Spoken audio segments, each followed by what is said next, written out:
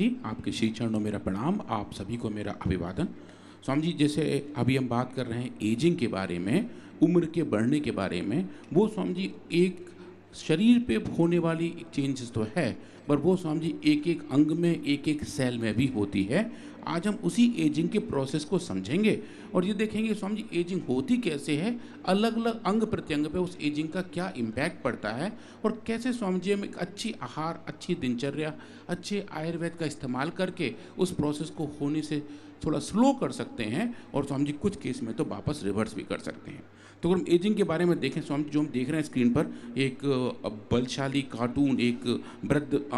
Person में convert हो रहे हैं। स्वामी जी ये जो पूरा प्रोसेस है ये एक फिजियोलॉजिकल चेंज है जो वक्त के साथ साथ सब में स्वामी जी होता है। इसका जो मेन कारण है वो एक सेल के लेवल पर है जिसको हम सेलुलर सेनेसेंस कहते हैं कि एक कोशिका भी स्वामी जी अपने अपने तरीके से एज आउट करती है। हर एक कोशिका की हमारे शरीर में अलग अलग आयु है, उसका अलग अलग जीवन चक्र है और वो जो जीवन चक्र भी उसके हिसाब से स्वामी जी सेनेसेंस में जाता रहता है। और वो जो सेनेसेंस में जाना है, जो सेलुलर एजिंग है, वो स्वामी जी अगर हम ढंग से कंट्रोल करें तो हम ऑर्गन की एजिंग को कंट्रोल कर सकते हैं, ऑर्गन सिस्टम की एजिंग को कंट्रोल कर सकते हैं और पूरे ऑर्गेनिज्म, पूरे शरीर, पूरी बॉडी को कंट्रोल कर सकते हैं।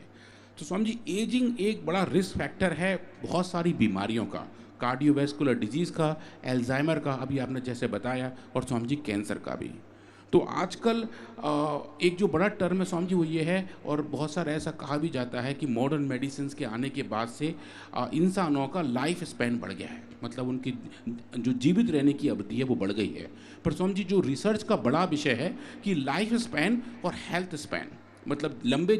टाइम तक जिंदा तो रह रहे हैं पर कितने टाइम तक हेल्दी रह रहे हैं। तो स्वामी जी जो हेल्थ स्पैन और लाइफ स्पैन का रेशियो है वो स्वामी जी पिछले कई दशकों से कम होना शुरू हो गया है। क्वालिटी ऑफ लाइफ, हाँ Swami ji, quality of life खराब हो रही है, हेल्दी कम रह रहे हैं, लंबे जी रहे हैं, पर स्वामी जी बाद के जो कई साल, कई दशक हैं वो ज़्यादा पेनफुल हैं। लटर पटर करके घिसड़ घिसड़ करके सारे नट बोल्ट चेसिस ढीले हो रखे हैं, लीवर किडनियां गड़बड़ हो रखे हैं, BP sugar thyroid asthma arthritis हो रखा है, स्ट्रेस एंजाइटी डिप्रेशन है, जी रहे हैं। हाँ, बूढ़ों का खर्चा बढ़ गया बस। स्वामी जी उससे उनका खर्चा बढ़ गया, समाज पे खर्चा बढ़ गया, देश का खर्चा बढ़ गया। स्वामी जी वो एक तरीके से प्रोडक्टिविटी बहुत कम है। हाँ स्वामी जी, तो आधे टाइम बिस्तर पर पड़े रहेंगे तो स्वामी जी कहाँ से कुछ आएगा प्रोडक्शन। तो पर ये एजिंग वहीं Swami ji important role play करती है कि लाइफ स्पैन बढ़ने के बावजूद हमारा हेल्थ स्पैन उतना अच्छा नहीं है, और वही स्वामी जी क्रोनिक डिजीज़ का कारण बनती है, और जिसको स्वामी जी हम सोशल साइंस की भाषा में ग्रेइंग पॉपुलेशन कहते हैं। आज के टाइम पे आप देखें स्वामी जी, भारतवर्ष में लगभग 10% लोग ऐसे हैं जिनकी उम्र 60 साल से ज़्यादा है। आज के 30 साल बाद अगर आप देखें 2050 तक पहुंचेंगे स्वामी जी, 25 साल बाद ये पॉपुलेशन दुगनी हो जाएगी, मतलब 20% भारत की पॉपुलेशन ऐसे लोगों की होगी जिनकी उम्र 65 साल से ज़्यादा होगी। तो स्वामी जी हमारे देश की भी ग्रेइंग पॉपुलेशन बढ़ रही है, लाइफ स्पैन तो बढ़ रहा है स्वामी जी, हेल्थ स्पैन बढ़ना ही उतना ज़रूरी है। तो स्वामी जी हम उसी के बारे में आज बात करेंगे कि एजिंग रिलेटेड चेंजेस अलग अलग ऑर्गन में, अलग अलग टिश्यू में और अलग अलग सेल्स में कैसे होते हैं। आज स्वामी जी हम स्किन के बारे में देखेंगे, थोड़ा सा इम्यूनिटी के बारे में देखेंगे और कोरिलेशन देखेंगे कि इम्यून सिस्टम और एजिंग आपस में स्वामी जी कैसे लिंक होते हैं। स्वामी जी कुछ दिन पहले अब प्रोफेसर वाईके गुप्ता सर यहाँ थे, उन्होंने भी कुछ ऐसी बात हमें बताई कि कैसे अगर हमारी इम्यूनिटी अच्छी बनी रहती है तो हमारी एजिंग का प्रोसेस भी स्लो हो जाता है। तो स्वामी जी हम वो देखेंगे कि अगर हम स्किन सेल्स की बात करें, हार्ट सेल्स की बात करें, स्टमक सेल्स की बात करें, आँखों की सेल्स की बात करें, स्वामी जी वहाँ पर एजिंग डिपेंडेंट चेंजेस कौन से होते हैं और कैसे आयुर्वेदिक औषधियाँ स्पेसिफिकली जो इन्हीं ऑर्गन के लिए आपने डिज़ाइन की हैं, फॉर्मुलेट की हैं, वो किस तरीके से उस एजिंग के प्रोसेस को कंट्रोल और रेगुलेट कर देती हैं। तो समझिए अगर हम साइंस ऑफ एजिंग की बात करें कि कौन कौन से लक्षण हैं जो एजिंग की वजह से दिखाई देते हैं, वृद्धावस्था स्वामी जी अच्छे से पहचान में आ जाती है, पर उसके ऑनसेट से पहले की कुछ सिम्टम्स हैं स्वामी जी। एक तो यही है कि बाल ग्रे होने लगते हैं, चेहरे पे झुर्रियाँ आ जाती हैं, स्पॉट्स आने लगते हैं। स्वामी जी शरीर के अंदर फ्लूइड को स्टोर करने की कैपेबिलिटी भी कम हो जाती है। जो लोग जल्दी एज हो रहे होते हैं स्वामी जी, वो टॉयलेट भी कुछ ज़्यादा ही जाते हैं और उनके अंदर जो कैपेबिलिटी है वो भी कम हो जाती है। स्वामी जी हर एक ऑर्गन के अंदर थोड़ा थोड़ा अलग तरह का डिटोरिएशन आने लगता है, कॉग्निटिव फंक्शन डिक्लाइन हो जाते हैं, ब्रेन इंफॉर्मेशन को उस तरीके से प्रोसेस नहीं कर सकता जैसे पहले किया करता था, और स्वामी जी नई चीज़ सीखने में टाइम लगता है, और रिएक्शन टाइम तो स्वामी जी और स्लो हो जाते हैं। किसी चीज़ को कुछ रिएक्ट करने के लिए स्वामी जी थोड़ा सोचते हैं कि क्या करेंगे, तो सेंसरी ऑर्गन भी उसके साथ साथ कम होने शुरू हो जाते हैं। तो उसके जो कारक हैं वो तो हैं, पर स्वामी जी अगर आप देखें जो एजिंग की वजह से अलग अलग बीमारियां हैं, चाहे ब्रेन की बात करें हम, पार्किंसन, एल्जाइमर, हंटिंगटन्स या एपोप्लेक्सी, ये सब स्वामी जी ब्रेन फंक्शन की बीमारियां हैं जो एजिंग की वजह से होती हैं। और लिवर के अंदर Swami ji cirrhosis, fatty liver disease और कुछ केस में कैंसर भी एक एजिंग से लिंक्ड है। लंग्स के अंदर सीओपीडी, पल्मोनरी फाइब्रोसिस और आईपीएफ, ये भी स्वामी जी एजिंग के साथ लिंक हैं। और हार्ट के साथ तो स्वामी जी हाइपरलिपिडेमिया मतलब कोलेस्ट्रॉल का ज़्यादा बढ़ना, एथेरोस्क्लेरोसिस और एट्रियल फिब्रिलेशंस, ये बीमारी भी स्वामी जी एजिंग के साथ लिंक हो जाती हैं। और किडनी के अंदर किडनी फेलियर्स, हड्डियों के अंदर स्वामी जी ओस्टियोपोरोसिस और हाइपर स्टोटिस, ये सब कैल्शियम का अलग तरीके से जमावाड़ा होना, वो सब स्वामी जी इसके साथ लिंक्ड है। और एजिंग का जो बड़ा फैक्टर है जो हमारे हड्डियों के जोड़ों पे इम्पैक्ट डालता है, जिसको स्वामी जी हम ऑस्टियोआर्थराइटिस कहते हैं, वो भी इसी की वजह से स्वामी जी ऐसा होता है। तो आज हम इन एक एक ऑर्गन को स्वामी जी अब देखना शुरू करेंगे। आने वाले कुछ दिनों तक स्वामी जी इनके बारे में बात करेंगे कि अलग अलग ऑर्गन में एजिंग का कैसे क्या क्या इम्पैक्ट आता है, और कैसे स्वामी जी अच्छी मेडिसिन, अच्छे आयुर्वेद, अच्छे योग से, अच्छी नेचुरोपैथी से हम उसको रेगुलेट और कंट्रोल कर सकते हैं। तो जो स्वामी जी की फैक्टर्स हैं आज हम थोड़े से वो समझेंगे। एजिंग के दौरान हमारा शरीर, हमारी कोशिकाएं, हमारे ऑर्गन सिस्टम कैसे मॉड्यूलेट होते हैं, कैसे मॉडिफाई होते हैं। तो स्किन के बारे में बात करें स्वामी जी सबसे पहले, तो हमारे शरीर का सबसे बड़ा ऑर्गन है और हमारे शरीर के बहुत सारे फंक्शन को, क्रिटिकल फंक्शन को स्वामी जी कंट्रोल करता है, जिसमें सबसे बड़ा है हाइड्रेशन। हमारे शरीर के अंदर का जितना भी पानी है वो स्वामी जी अच्छे तरीके से रेगुलेट स्किन की वजह से होता है। केमिकल से, पैथोजन से प्रोटेक्शन का काम करता है स्वामी जी। यही हमारे कपड़े हैं जो नेचर हमें पहना के भेजती है, वो स्किन है। विटामिन डी का सिंथेसिस इसके अंदर होता है। और स्वामी जी जितने भी अलग अलग टाइप के कंपोनेंट हैं जो शरीर को नहीं चाहिए, वो भी यहाँ से बाहर निकलते हैं। और टेम्परेचर रेगुलेशन का काम तो है ही है। पर स्वामी जी जैसे जैसे एजिंग होती है वैसे वैसे स्वामी जी इसके अंदर चेंजेस आने शुरू होते हैं। और स्किन के अंदर भी स्वामी जी इम्यून सेल्स हैं, वो अलग तरीके से सेनेसेंस में जाने लगते हैं। और स्वामी जी फिर हम जो बात करते हैं वो आ जाती है स्किन की एजिंग के बारे में। इसके दो टाइप हैं स्वामी जी, एक तो है क्रोनोलॉजिकल एजिंग, मतलब जो वक्त के साथ साथ हो रही है, और दूसरा है स्वामी जी फोटो एजिंग, जो लोग ज़्यादा देर तक धूप में या बाहर या अलग टाइप के यूवी एक्सपोजर में रहते हैं, उनके अंदर स्वामी जी सूर्य के ताप की वजह से, उसके प्रेजेंस की वजह से, यूवी की वजह से स्वामी जी एजिंग आनी शुरू हो जाती है। जो कभी कभी कहते हैं स्वामी जी कि ये तो धूप में बिल्कुल तप के काला हो गए हैं, तो वो एजिंग का एक छोटा मार्कर है। पर उसके नीचे भी काफ़ी सारे चेंजेस स्वामी जी एजिंग की वजह से आ रहे होते हैं, और दोनों का बायोलॉजिकल रिस्पॉन्स अलग है। स्वामी जी हमने इस पर काम करने का प्रयास किया और देखा, अगर हम फोटो एजिंग की बात करें जो कि धूप के यूवी रेस की वजह से होते हैं, स्वामी जी वहाँ हमने देखा अगर हम एलो कांति का इस्तेमाल करते हैं तो स्वामी जी जो इम्पैक्ट्स आते हैं अल्ट्रा वायलेट रेस के ज़्यादा गहराई तक जाने के, उसकी वजह से जो स्किन की एजिंग हो रही होती है, स्वामी जी हमने बहुत अच्छा रिवर्सल एलो कांति की वजह से देखा है। और ये देखा है कि चाहे वो कोलेजन की बायोसिंथेसिस हो, जो स्वामी जी एजिंग का एक बड़ा कारक है, जो आपने एक बार बताया था स्वामी जी कि हमारे शरीर के अंदर जो अच्छी सुंदरता है, जो स्किन की अपनी टोनिसिटी है, जो उसकी टेंसाइलनेस है, स्वामी जी अगर हम किसी छोटे बच्चे के गाल खींचते हैं तो वो बाउंस करता है, तो वो जो बाउंस करने का कारण स्वामी जी कोलेजन है, वो स्वामी जी अगर हम अच्छी मात्रा में उसका सेवन करते हैं, शरीर में नेचुरली बना कर रखते हैं, तो वो एजिंग भी स्वामी जी कम और स्लो हो जाती है। तो ये एक बड़े फैक्टर स्किन के फोटो एजिंग के बारे में है। और जो आप देखेंगे इस जो यंग स्किन है, जो आप लेफ्ट में देख रहे हैं स्वामी जी, और राइट में देख रहे हैं वो एजिंग स्किन है, तो आप देखेंगे स्किन की थिकनेस चेंज हो रही है। और उसके साथ साथ ये जो इसके स्किन के सरफेस हैं, जहाँ स्वामी मेरा पॉइंटर है, आप देखिए यहाँ पे कुछ अंडोलेशन आ रहे हैं, बालों की डेप्थ स्वामी जी वो कम हो रही है, उनकी स्ट्रेंथ कम हो रही है, और स्वामी जी जो कोलेजन है वो कम हो रहा है। ये जो कोलेजन का लॉस है स्वामी जी ये बताता है कि किस तरीके से वो स्किन एक यंग स्किन से एजिंग ओल्ड स्किन की तरफ जा रही है। और स्वामी जी जो अब नया रिसर्च है, जो बहुत अच्छे तरीके से इस पर आजकल लोग काम कर रहे हैं, वो है Swami ji immune micro environment, मतलब कि स्किन के अंदर इम्यूनिटी का जो अपना छोटा सा एक एनवायरनमेंट है, उसके बारे में अगर हम बात करें तो वहाँ अलग टाइप के साइटोकाइंस हैं, स्पेसिफिक एज्ड केराटिनोसाइट के बारे में बात करें तो स्वामी जी कुछ साइटोकाइंस हैं, कुछ कीमोकाइंस हैं, जिनका ऊपर नीचे होना ये तय करता है कि स्किन की सेल के अंदर का इम्यूनिटी कैसा होगा। तो स्वामी जी इम्यूनिटी को जब हम कोरिलेट करते हैं एजिंग के साथ कि अगर हमारी इम्यूनिटी अच्छी बनी रहे तो हमारी एजिंग भी उतनी स्लो, उतनी ही ग्रेसफुल हो जाती है कि हम अच्छे तरीके से मैच्योरिटी के साथ उस तरह बढ़ रहे होते हैं, पर हमारी इम्यूनिटी स्वामी जी स्ट्रॉन्ग रहती है। और जैसा आपने बताया था कि हमारे हर एक शरीर की अपनी अपनी इम्यूनिटीज़ हैं, वो जो इम्यूनिटी, अगर हम इसकी इम्यूनिटी की बात करें तो स्वामी जी जो च्यवनप्राश के कंपोनेंट हैं, इम्यूनोग्रिड के कंपोनेंट हैं, वो स्वामी जी इन्हीं ही इम्यूनिटी के पैरामीटर को मॉड्यूलेट करते हैं और एजिंग को उस तेज़ी से नहीं बढ़ने देते जिस तेज़ी से स्वामी जी कहीं और कंडीशन में बढ़ते। तो इम्यून माइक्रो एनवायरनमेंट का रेगुलेशन एक स्वामी जी स्किन एजिंग को कंट्रोल करने में बहुत इंपॉर्टेंट रोल प्ले करता है।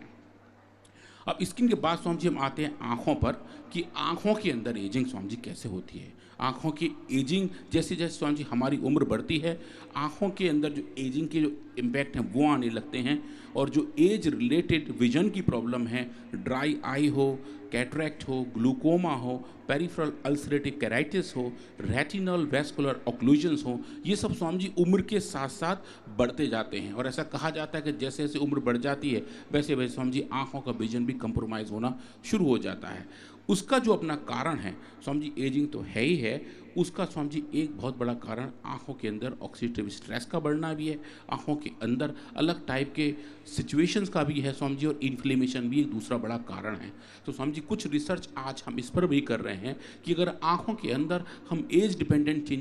चेंजेस को नापें, स्पेशली कैटरैक्ट को नापें जो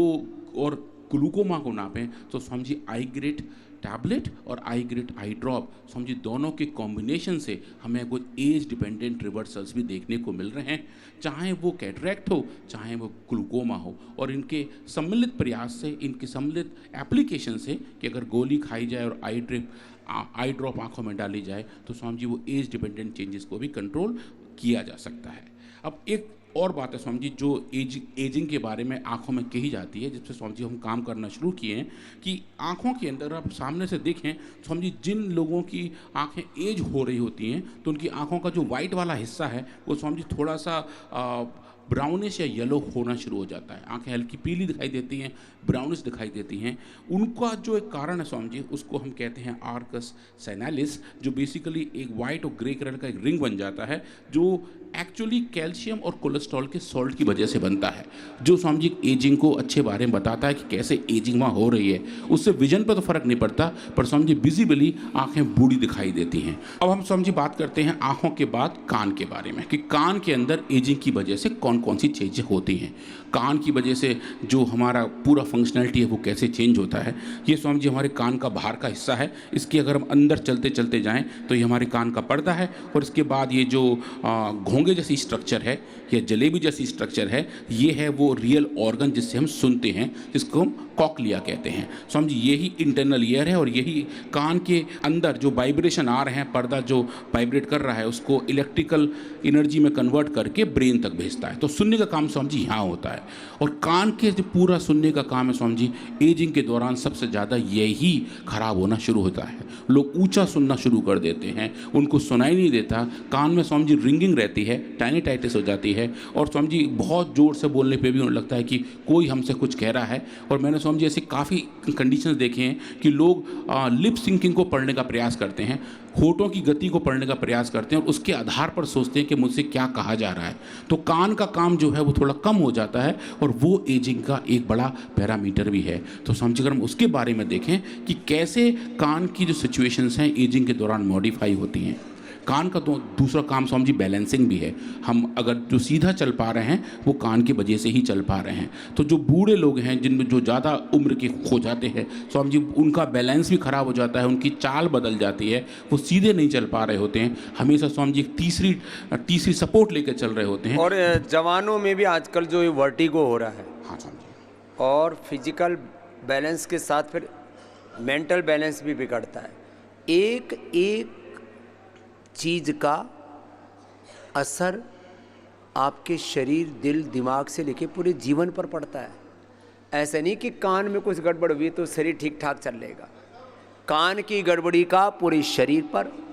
आँख की गड़बड़ी का पूरे शरीर पर, अब आँख की प्रॉब्लम है, सिर दर्द हो रहा है, आँख की प्रॉब्लम है, और उससे फिर आदमी को देखने में तो दिक्कत ही है, उससे फिर आदमी को इरिटेशन हो रहा है, स्ट्रेस हो रहा है। आँख की प्रॉब्लम है, एक तो दृष्टि का दोष है, और ये दृष्टि का दोष हमारे दृष्टिकोण तक को प्रभावित करने लगता है। माने एक एक रोग का व्यापक असर होता है। इसलिए मैंने एक शब्द बोला था आज, समग्रता में चीज़ों को देखना, टुकड़ों टुकड़ों में बातों को समझोगे। ये जो आयुर्वेद का, योग का पूरा प्रोसेस है, पूरा ये जो सनातन जीवन पद्धति का जो पूरा ताना बाना है, ये आपके एक एक अंग की, एक एक सेल, जिस chromosome RNA DNA protein protein phosphorylation से लेकर के आपके एपोप्टोसिस ऑटोफेजी माइटोफेजी वात पित्त कफ त्रिदोष से लेकर के पूरे शरीर को की एजिंग को हम एक टारगेटेड मेडिसिन तो दे रहे हैं कि लिवोग्रिड से लीवर को, रीनोग्रिड से किडनी को, पेनकोग्रिड से मधुनाशिनी मधुग्रिड से पेनक्रियाज को, और सांसारी ब्रोंकम से लंग को, थायरोग्रिड से थायराइड को, प्रोस्टेट ग्रिड से प्रोस्टेट को, और संतति सुधा से रिप्रोडक्टिव सिस्टम को, मेल में फीमेल में दोनों में, और यौनामृत से विशेष करके मेल में, और ऐसे मेधावटी मेमोरी ग्रिड से दिमाग के ऊपर, आई ग्रिड से आँख पर, ईयर ग्रिड से कान पर, एक अंग पर तो असर कर ही नहीं, उसका टोटल 37 ट्रिलियन सेल्स की एनर्जी को, पूरी जीवनीय ऊर्जा को सही डायरेक्शन में हम लेकर के जाते हैं। ये जो विशेषता है, ये केवल आयुर्वेद में मिल सकती है, एलोपैथी में मिल ही नहीं सकती। ये है बड़ी बात। तो टोटलिटी में एजिंग को देखते हैं, टोटलिटी में इम्यूनिटी को देखते हैं, टोटलिटी में हेल्थ को देखते हैं, total health. Now in business, in politics, everywhere we are talking integrated approach. We integrated agriculture system, integrated politics, integrated business, integrated system of manufacturing, integrated system of marketing, integrated research, वो कर रहे हैं यहाँ पर। तो आपको immunity के बारे में जो आज जो बात कर रहे हैं, अब एक एक बात को कहने में एक एक दो दो घंटा तो उसके पूरे एक एक तत्व को स्पष्ट करने में लग जाते हैं, लेकिन इसको करने में जीवन लगा है, ऐसे नहीं है रिसर्च हो रही है। इसके लिए हमने अपने पुरखों से जो ज्ञान प्राप्त किया उस पर फिर अनुसंधान किया, और 5000 से ज़्यादा रिसर्च प्रोटोकॉल फॉलो करके एक एक वाक्य को निष्कर्ष के रूप में डॉक्टर अनुराग जी कह रहे हैं। तो आज कान तक की बात को पूरा करो, फिर आगे दिल दिमाग की भी बात करें। हाँ स्वामी जी, तो कान की बात में हम देखें स्वामी जी कि जो मेन फंक्शंस हैं वो मॉडिफाई होते हैं, पर कान के अंदर जो डीजनरेटिव चेंजेस हैं स्वामी जी, जो इन्फेक्टिव भी हैं और जो उम्र के साथ साथ भी हो रहे हैं स्वामी जी, उनके अंदर हमने ईयर ग्रिड का इस्तेमाल किया और ईयर ग्रिड ईयर ड्रॉप का इस्तेमाल किया, और पाया कि स्वामी जी जो इफेक्ट सुनने की कैपेबिलिटी के साथ साथ बैलेंसिंग के भी हैं स्वामी जी, वो भी उसकी वजह से कम हो जाते हैं। और हम जो बात कर रहे हैं, आपने स्वामी जी एक बड़ा अच्छी बात कही इंटीग्रेटेड हेल्थ के बारे में स्वामी जी, होलिस्टिक हेल्थ के बारे में स्वामी जी, जो एक जो मुझे लगता है कि एजिंग के साथ जब हम एक समग्र तरीके से इम्यूनिटी की बात कर रहे हैं तो स्वामी जी वो एक इंक्लूसिव हेल्थ हो जाती है कि हम हर चीज़ को इंक्लूड करके लेके आगे चल रहे हैं, सबको साथ लेके, चाहे वो बॉडी फंक्शन कान के हों, आँख के हों, हार्ट के हों, लिवर के हों, किडनी के हों, ब्रेन सिस्टम की हो, उन सब में स्वामी जी जब एक तरीके से एक इंक्लूसिव हेल्थ आ जाती है तो एजिंग जैसे पैरामीटर भी स्वामी जी वक्त के साथ साथ कम होने शुरू हो जाते हैं। बहुत बहुत धन्यवाद डॉक्टर अनुराग जी का।